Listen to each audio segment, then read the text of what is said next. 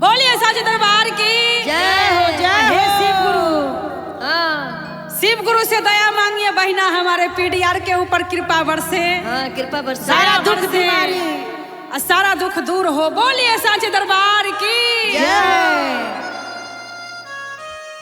शिष्या है कावन गुणवा बाड़े हमरा भोला में, शिव चर्चा होला टोला में ना।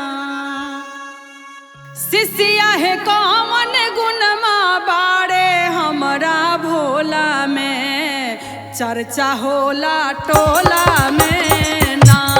शिष्या है कावन गुणवा बाड़े तू भोला में, चर्चा होला टोला टोला में ना।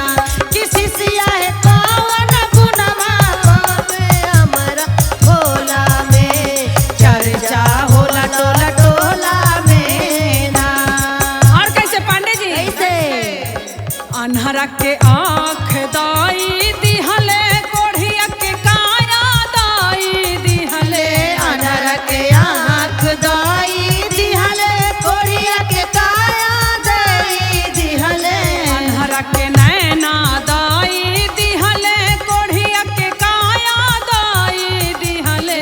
अन्हरा के आँख दाई दिहले, कोढ़िया के काया दाई दिहले। शिष्या है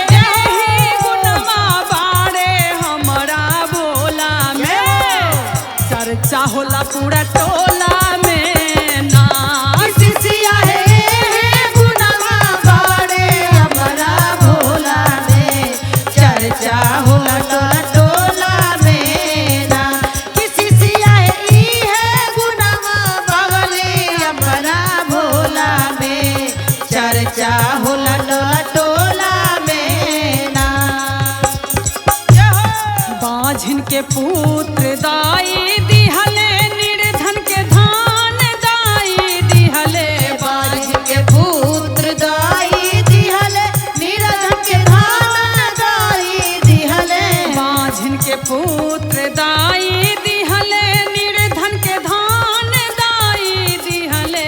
बाझिन के पुत्र दाई दिहले, बाझिन के धान दाई दिहले। शिष्या है